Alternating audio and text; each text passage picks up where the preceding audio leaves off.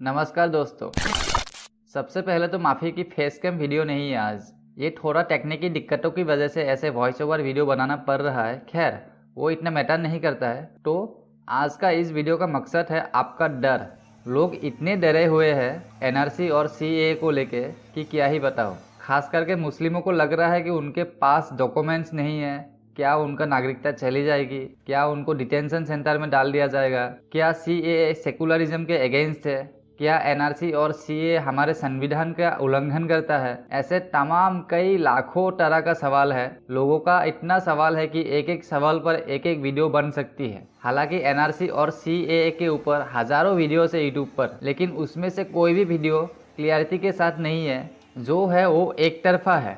जो मोदी जी के अंधभक्त है वो एनआरसी और सीए को अच्छे बोल के एक्सप्लेन कर रहे हैं, और जो मोदी जी के अंध विरोधी लोग हैं वो एनआरसी और सीए की इतनी बुराई करते जा रहे हैं, इतनी बुराई कर रहे हैं कि बीच में डामाडोल हो रहे हैं आम लोग, मतलब आप लोग। तो मेरा ये वीडियो ना मोदी जी की अंधभक्तों के लिए है, ना ही मोदी जी की अंध विरोधी लोगों के लिए है। तो फिर सवाल उठता है कि ये वीडियो किसके लिए है। फिर ये वीडियो है एक न्यूट्रल इंसान के लिए, जिसके पास समझ है, दिमाग है, जो खुद सोच सकता है किसी की बात को सुन के, जो इस देश का नागरिक है। ये वीडियो उनके लिए है जिसको सच में पूरा A to Z डिटेल्स में जानना है कि एनआरसी, सीए, एनपीआर ये सब क्या है, क्या इनके बीच एक दूसरे का कोई लिंक है और इसके आने से कुछ अच्छा होगा या बुरा होगा। जिस व्यक्ति को पॉजिटिव निगेटिव दोनों चीज़ जानना है, ये वीडियो उनके लिए है। ये वीडियो किसी एक तरफा के लिए नहीं है कि आप मोदी विरोधी हो तो ये वीडियो आपके लिए है, कि आप मोदी जी के अंधभक्त हो तो ये वीडियो आपके लिए है। ये वीडियो देश के सारे लोगों के लिए है। कोई फर्क नहीं पड़ता आप कौन सी पार्टी को सपोर्ट करते हो, नहीं करते हो, ये वीडियो आपके लिए भी है। या फिर आप सिर्फ मोदी जी को सपोर्ट करते हो तब भी ये वीडियो आपके लिए है। या फिर आप मोदी जी के अंध विरोधी हो तब भी ये वीडियो आपके लिए है। मतलब ये वीडियो हर किसी के लिए है, क्योंकि इस वीडियो में ना मैं किसी का साइड लूंगा, ना मैं किसी का कुछ वाहवाही करूंगा। जो है वो मैं आपको सब क्लियरली बताऊंगा, एक एक चीज़ बताऊंगा। तो आप वीडियो में आखिर तक बने रहिए, आपको हर एक चीज़ पता चल जाएगा। आपका जो भी मन में सवाल होगा, आपको हर सवाल का जवाब आपको मिल जाएगा। तो चलिए वीडियो को शुरू करते हैं। देखिए, सबसे पहले तो ये समझिए कि सिटीजनशिप यानी नागरिकता क्या होती है, क्योंकि ये एनआरसी और सीए ये जो सारे झगड़े चल रहे हैं, ये सारे झगड़े नागरिकता को लेकर ही है। तो नागरिकता होती क्या है अगर ये पता लग जाए, और नागरिकता को लेकर झगड़े क्यों होते हैं अगर ये भी आपको पता चल जाए, तो एनआरसी और सीए का सारा खेल आपका क्लियर हो जाएगा। Assam has become the epicenter of the opposition to legislation that many here think deals them an unfair hand. देखिए, वीडियो में आगे बढ़ने से पहले आपको बता दूं, नागरिकता का डेफिनेशन सबसे पहले एरिस्टोटल ने दिया था, और ये एरिस्टोटल ही अरस्तु है, इस पर कंफ्यूजन मत होइएगा। तो पहली सवाल है नागरिकता क्या है। देखिए, किसी भी देश में आमतौर पर 3 कैटेगरी के लोग रहते हैं। पहला है नागरिक यानी सिटीजनशिप, जैसे आप और मैं, और जो दूसरे व्यक्ति होते हैं उनको बोलते हैं विदेशी। विदेशी को नागरिकता की कानूनी भाषा में एलियन कहा जाता है, और इंग्लिश में फॉरेनर। और जो तीसरे कैटेगरी के व्यक्ति हो सकते हैं उनको कहते हैं राज्य विहीन व्यक्ति, मतलब स्टेटलेस पर्सन। अब तीनों कैटेगरी के लोगों को एक एक करके समझते हैं। तो सबसे पहले नागरिक को समझते हैं। हमारे देश में ऐसे भी कुछ गधे लोग हैं जिनको लगता है नागरिक नगर से बना है और सिटीजन सिटी से बना है। ये बिल्कुल कोरा झूठ है, गलत बात है। इस पर कभी ध्यान मत दीजिएगा, इसको इग्नोर कीजिए। तो अब देखिए, नागरिक कौन है या फिर सिटीजनशिप कौन है। नागरिक वो व्यक्ति है जो मूल रूप से उस राज्य का निवासी है, जो मूल रूप से उस राज्य का संघटक तत्व है, मतलब कंस्टिट्यूएंट एलिमेंट, उसको बोलते हैं नागरिक यानी सिटीजनशिप। ये हमारा मुल्क है, हमारी देश है, हमारी माँ है, हमारा सब कुछ है, फिर हमसे हमारा क्यों छीना जा रहा है। और इजी वे में कहूँ तो नागरिक क्या है। नागरिकता एक अधिकार है, एक स्टेटस है। और कौन सा अधिकार है? वो बहुत सारे अधिकार को पाने का अधिकार है। अगर इसको मैं एक इंग्लिश मुहावरे में कहूँ तो ये होगा the rights to have rights. अब इसका मतलब ये मत समझिएगा कि जो नागरिक नहीं है उनके पास कोई राइट्स नहीं होते हैं, उनके पास भी होते हैं। लेकिन किसी भी देश में रहने वाले बहुत सारा व्यक्तियों में से जिनके पास सबसे ज़्यादा राइट्स होते हैं, ये सारे राइट्स होते हैं उस देश के नागरिक के पास। मतलब आपके पास और मेरे पास जितना अधिकार है उतना अधिकार और किसी के पास नहीं है। चाहे वो कोई अमेरिका से आया हो, लंदन से आया हो, उनके पास नहीं है उतना अधिकार जितना आपके पास है, क्योंकि आप और मैं नागरिक है, सिटीजन है। यानी एक नागरिक की तुलना में और ज़्यादा राइट्स किसी को नहीं मिलेंगे किसी भी देश में। तो नागरिकता एक स्पेशल राइट है जो कोई भी देश के संविधान और सरकार उस देश में रह रहे लोगों को एक सर्टिफिकेट की तरह देता है। जैसे आपका वोटर आईडी वो आपका नागरिकता का एक सर्टिफिकेट जैसा ही है। तो ये सिंपल और शॉर्ट में नागरिक का परिभाषा है। हालांकि हम इस पर और ज़्यादा गहराई से बात करेंगे जब हम एनआरसी और सीएए की बात करेंगे।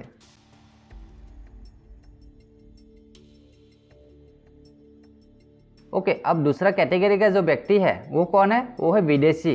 तो आप समझिए विदेशी कौन है। आप सबको तो पता ही होगा विदेशी का मतलब क्या है। जो किसी और देश से हो उसे हम विदेशी कहते हैं आमतौर पर, इतना तो आपको पता ही होगा। देखिए, अब विदेशी का भी 3 कैटेगरी है। पहला है लीगल फॉरेनर मतलब वैध विदेशी, दूसरा है इलीगल फॉरेनर मतलब अवैध विदेशी, और तीसरे हो सकते हैं रिफ्यूजी मतलब शरणार्थी। अब विदेशी के जो ये 3 कैटेगरी है, ये विदेशी के 3 कैटेगरी को भी आप शॉर्ट में समझ लीजिए।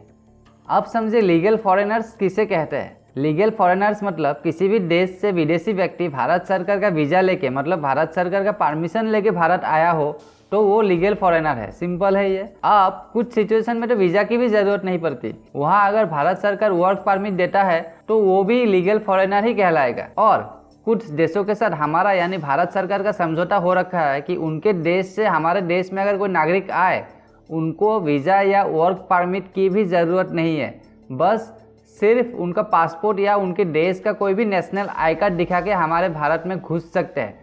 जैसे कौन सा देश हो सकता है? जैसे नेपाल है, भूटान है, उनके नागरिक हमारे देश में बिना वीज़ा या फिर बिना कोई वर्क परमिट के आ सकता है उनके देश का कोई भी नेशनल आईडी दिखा के। नेपाल के लोगों को और भूटान के लोगों को हमारे भारत सरकार ये अधिकार दे रखा है। मतलब भारत वीज़ा फ्री कंट्री है नेपाल और भूटान के नागरिकों के लिए, तो उनको भी हम लीगल फॉरेनर ही कहेंगे। क्या आपको एक फैक्ट पता है? अमेरिकन और जापान के नागरिक को दुनिया की लगभग देशों में वीज़ा की ज़रूरत नहीं पड़ती है, उनका पासपोर्ट ही बहुत है। डाटा के मुताबिक जापान का पासपोर्ट पूरे दुनिया का सबसे पावरफुल पासपोर्ट है। जापान के नागरिक 192 देशों में विदाउट वीज़ा ट्रेवल कर सकते हैं, बस उनका देश का कोई भी एक नेशनल आईडी दिखा के या फिर बस पासपोर्ट दिखा के वो 192 कंट्री में फ्रीली ट्रेवल कर सकते हैं। और जापान के बाद आता है अमेरिका। अमेरिकन पासपोर्ट जापान के बाद सबसे खतरनाक पासपोर्ट है। अमेरिकन नागरिक को 186 कंट्री में बिना वीज़ा ट्रेवल करने की इजाज़त है, जब मर्जी तब। जैसे नेपाल से हमारे इंडिया में जब मर्जी तब लोग आ सकते हैं, ऐसे ही उनका भी है। तो जो भी व्यक्ति कोई भी डॉक्यूमेंट्स दिखा के किसी भी देश में एंट्री करे उसे लीगल विदेशी कहा जाता है, मतलब उन्हें हम लीगल फॉरेनर कहेंगे। तो उम्मीद कर रहा हूँ आप समझ गए होंगे लीगल फॉरेनर कौन है। फिर से एक बार सिंपली कहूँ तो जो भी व्यक्ति सरकार की जानकारी में उस देश में एंट्री करे और सरकार उनको एंट्री करने की परमिशन दे तो उन्हें कहा जाता है लीगल फॉरेनर, मतलब वैध विदेशी। अब दूसरा हो सकता है इलीगल फॉरेनर। अब इलीगल फॉरेनर कौन है? इलीगल फॉरेनर वो है या तो बिना डॉक्यूमेंट्स के आ गए हैं, जिसके पास कोई डॉक्यूमेंट्स ही नहीं है, जिस डॉक्यूमेंट्स की बदौलत उसको भारत में एंट्री मिलनी चाहिए थी वो छिप के आ गया है किसी नाव या जहाज में बैठ के। जैसे मुंबई में हमला करने के लिए वो पाकिस्तानी हरामखोर आया था कासब, ठीक वैसे ही वो होगा इलीगल फॉरेनर। या जैसे कोई बॉर्डर में धोखाधड़ी करके अंदर आ गया हो, जैसे आप लोग मूवीज में देखते हो ना, जमीन के नीचे से सुरंग खोद कर आते हैं, डुप्लीकेट पासपोर्ट वीजा बनवा के आते हैं, तो वो सब इलीगल फॉरेनर है। अब दूसरा इलीगल फॉरेनर कौन हो सकता है? जैसे कोई विदेशी लीगल तरीके से तो आया है 6 महीने के वीजा लेके, लेकिन अब उसका वीजा का 6 महीने की टाइम पीरियड खत्म हो चुका है, तो उसको अब कायदे के हिसाब से अपने देश लौट जाना चाहिए। लेकिन शायद वो आतंकवादी हो, वो आया तो था लीगल तरीके से, लेकिन उसको भारत में कहीं कुछ प्लान करना हो आतंकवादी का, तो वो अभी मिल नहीं रहा है जाने के टाइम। उसका 6 महीने भी पूरा हो गया, उसका वीजा का टाइम भी खत्म हो गया, वो कहीं छिप गया है, या फिर उसको भारत इतना अच्छा लग गया है कि वो जाने का उसका मूड खत्म हो गया। मान लीजिए किसी भी रीजन की वजह से वो कहीं छिप गया है और भारत सरकार को वो मिल नहीं रहा है, उस वक्त भारत सरकार उसको इलीगल फॉरेनर घोषित कर देगा तुरंत। ध्यान रखिए, वो व्यक्ति आया था लीगली, 6 महीने का वीजा लेके आया था, लेकिन वीजा का टाइम पीरियड खत्म हो गया, अब वो जा नहीं रहा है, तो अब वो हो चुका है इलीगल फॉरेनर। अब ऐसे करके अगर वो व्यक्ति कई सालों तक भारत में रह गया, बस गया यहीं पे कुछ भी फर्जीवाड़ा करके, तब उसको कहा जाएगा इलीगल इमिग्रेंट, मतलब अवैध अप्रवासी। अवैध अप्रवासी मतलब जो किसी भी देश में परमानेंटली रहने की भाव से आया है इलीगल तरीके से। और इस वीडियो का जो ओरिजिनल कॉन्टेक्स्ट है वो इसी इलीगल इमिग्रेंट यानी इलीगल माइग्रेंट को लेके ही है, एनआरसी और CAA। उसी के लिए ही तो आपको इतना जर से समझाना पड़ रहा है, ताकि आपको हर एक डिटेल पता हो, ताकि कोई आपको इधर से उधर बहका ना सके। खैर, फिलहाल आपको समझ में आ गया होगा इलीगल फॉरेनर कौन है और कैसे लीगली भी इलीगल फॉरेनर बना जाता है। देखिए, रिफ्यूजी के मामले में पूरे दुनिया में कुछ नियम कानून है जिसको भारत सरकार ने मानने से मना कर दिया था। 1951 में यूनाइटेड नेशन ने एक रिफ्यूजी कन्वेंशन की, जहां रिफ्यूजीज को लेके पूरे दुनिया में क्या नियम कानून होंगे उसका एक रूल बुक बनाया गया था, जिसको टोटल 149 देशों ने मान लिया था, मतलब उस रूल बुक पर साइन किया था। इस रिफ्यूजी की लॉ बुक में लिखा था कि रिफ्यूजी वो लोग हैं जिस पर उनके देश में उत्पीड़न हुआ हो, भाषा की वजह से, धर्म की वजह से, राजनीतिक विचारधाराओं की वजह से, जातिवाद की वजह से या फिर किसी भी वजह से हो। अगर कोई व्यक्ति उत्पीड़न की वजह से अपने देश से बाहर किसी और देश में गया है तो उसे कहते हैं रिफ्यूजी। अब जब हमने यानी भारत ने यूनाइटेड नेशन की रिफ्यूजी कन्वेंशन को साइन नहीं किया था, इसीलिए आज तक भारत की कोई भी फिक्स्ड पॉलिसी नहीं है रिफ्यूजीज को लेकर।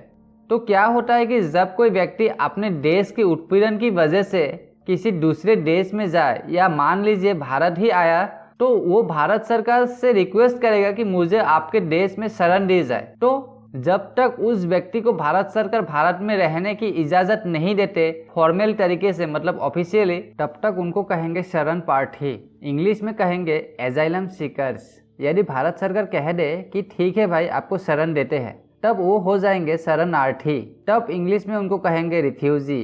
रिफ्यूजी होने का यही मतलब होता है कि अब उस देश ने उसको यहाँ रहने की परमिशन दे दी है, जब तक उसके देश में माहौल ठीक ना हो जाए और वो अपने देश लौट ना जाए, तब तक वो यहाँ रह सकता है। अब देखिए, जैसे कोई व्यक्ति रिफ्यूजी बन जाता है तो हम कह सकते हैं कि अब वो व्यक्ति इलीगल से लीगल फॉरेनर हो गया है और ये वेट कर रहा है कि जब तक उसके देश में स्थितियां सही ना हो जाए। जब स्थितियां सही हो जाएगी तो वो लौट जाएगा। और अगर इसी बीच भारत सरकार और रिफ्यूजी के बीच में आपसी सहमति बन जाए, तब उसको सरकार उस देश की नागरिकता भी दे सकती है। फिर तो बात ही खत्म हो गई उस केस में, क्योंकि वो रिफ्यूजी तो अब नागरिक बन गया उस देश का। ऐसे रिफ्यूजी से नागरिक बनने के मामले में आप दलाई लामा को ध्यान में रखिए, उनके बारे में हम बाद में डिस्कस करेंगे। तो यहाँ तक आपको क्लियर हो गया होगा कि फॉरेनर का जो 3 कैटेगरी था, लीगल फॉरेनर, इलीगल फॉरेनर और रिफ्यूजी, ये तीनों आपको समझ में आ गया होगा ये किसे कहते हैं और ये कैसे बनते हैं।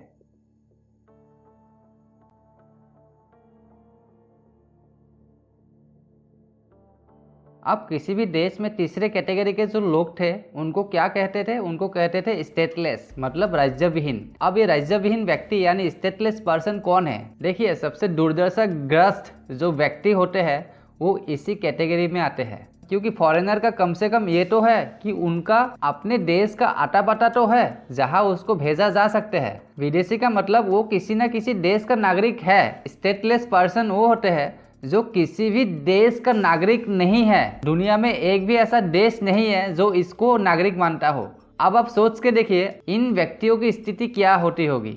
अब सवाल आता है, कोई व्यक्ति स्टेटलेस कैसे होते हैं? देखिए, एक तो हो सकता है कि वो व्यक्ति ऐसा हो जिसके पास कोई भी डॉक्यूमेंट्स ना हो और सरकार आमादा हो जाए, अगर आपके पास डॉक्यूमेंट्स नहीं है तो हम आपको अपने देश के नागरिक नहीं मानेंगे। और एनआरसी और सीए का टॉपिक रिफ्यूजी के साथ साथ इन स्टेटलेस के शिकार लोगों का भी है।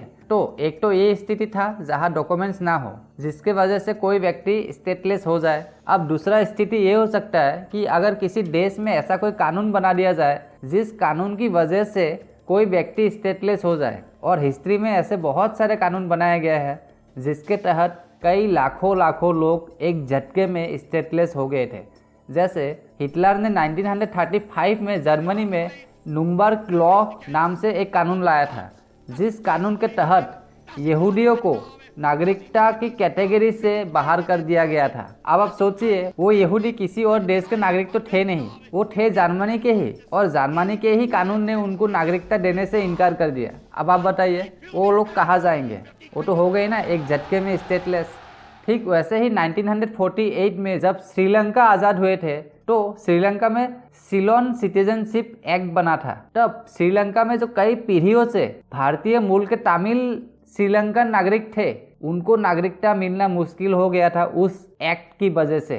7 लाख भारतीय तमिल एक झटके में स्टेटलेस हो गए थे श्रीलंका से। अब आप सोचिए। और ठीक वैसे ही 1982 में म्यांमार में म्यांमार सिटीजनशिप एक्ट बना था। उस कानून के तहत वहाँ के रहने वाले रोहिंग्या मुस्लिम लोग एक झटके में स्टेटलेस हो गए थे, मतलब राज्यविहीन हो गए थे, मतलब वो अब किसी देश का नागरिक नहीं रहे।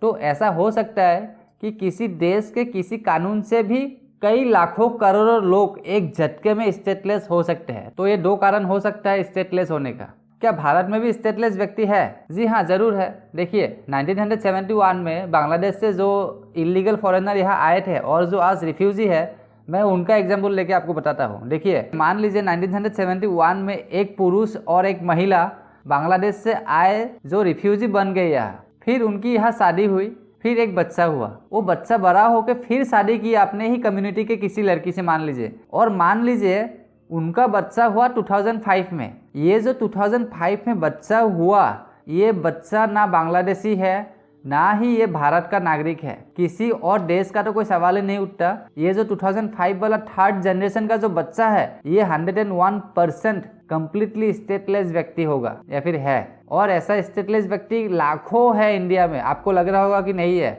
आप नॉर्थ ईस्ट जाइए, नॉर्थ ईस्ट के आप आसाम में जाइए, आपको ये स्टेटलेस व्यक्ति वहाँ के रोड पे मिलेंगे, फुटपाथ में मिलेंगे। नॉर्थ ईस्ट में आप जाइए, नॉर्थ ईस्ट इसीलिए इतना परेशान है स्टेटलेस व्यक्तियों की वजह से। और इन स्टेटलेस व्यक्तियों को नॉर्थ ईस्ट में मियाँ मुस्लिम कहते हैं। अभी आसाम एनआरसी में 8 लाख बांग्लादेशी मियाँ मुस्लिमों को डिटेन किया गया है, जिनको डिटेंशन सेंटर में रखा गया है। वो सारे स्टेटलेस थे या फिर है। आगे ये सब और भी डिटेल में बात करेंगे। अभी बस आपको थोड़ा थोड़ा हिंट देके मैं जा रहा हूँ कि भारत में भी स्टेटलेस व्यक्ति बहुत है। तो अभी आगे जब हम भारतीय नागरिकता का पहलू देखेंगे या फिर कैसे आपको नागरिकता मिलती है, कैसे आपकी नागरिकता चली जाती है, वो सब जब देखेंगे आपको और हर चीज़ क्लियर हो जाएगा। अच्छा हाँ, स्टेटलेस व्यक्तियों का ज़िंदगी कैसा होता है अगर आपको देखना है तो आप स्टीफन स्पीलबर्ग का 2004 में आई हुई एक मूवी देखिएगा। मूवी का नाम है द टर्मिनल। और ये मूवी मेहरम करीमी नसेरी नाम का एक व्यक्ति की बायोग्राफी है। जो व्यक्ति 1 सेकेंड में स्टेटलेस हो गया था, तो उस व्यक्ति को 18 साल पेरिस के एक एयरपोर्ट में उनको रहना पड़ा। आप ज़्यादा नहीं बोलूँगा, नहीं तो पूरा स्टोरी स्पॉइल हो जाएगा। आप मूवी देखिए, आपको मज़ा आएगा और आपको बहुत जानने को भी मिलेगा कि स्टेटलेस व्यक्तियों का क्या दशा हो जाता है जब उनका डॉक्यूमेंट्स नहीं होता है, जब उनको कोई भी देश एक्सेप्ट करने से इनकार कर देता है। तो दोस्तों मैं उम्मीद कर रहा हूँ आपको नागरिकता से रिलेटेड हर चीज़ पता चल गया होगा कि एक देश में कितने कैटेगरी के लोग रहते हैं, नागरिक, फॉरेनर, रिफ्यूजी, ये सब आपको पता चल गया होगा डिटेल में। अब अगले वीडियो में हम लोग बात करेंगे कि इनको क्या क्या अधिकार होते हैं। हालांकि सबसे ज़्यादा अधिकार किसी भी देश में उनके देश के नागरिक को ही मिलते हैं, लेकिन फॉरेनर और रिफ्यूजी इनको भी बहुत अधिकार मिलते हैं। वो सब हम डिटेल में जानेंगे अगले वीडियो में। तो मिलते हैं अगले वीडियो में, तब तक के लिए नमस्कार, धन्यवाद।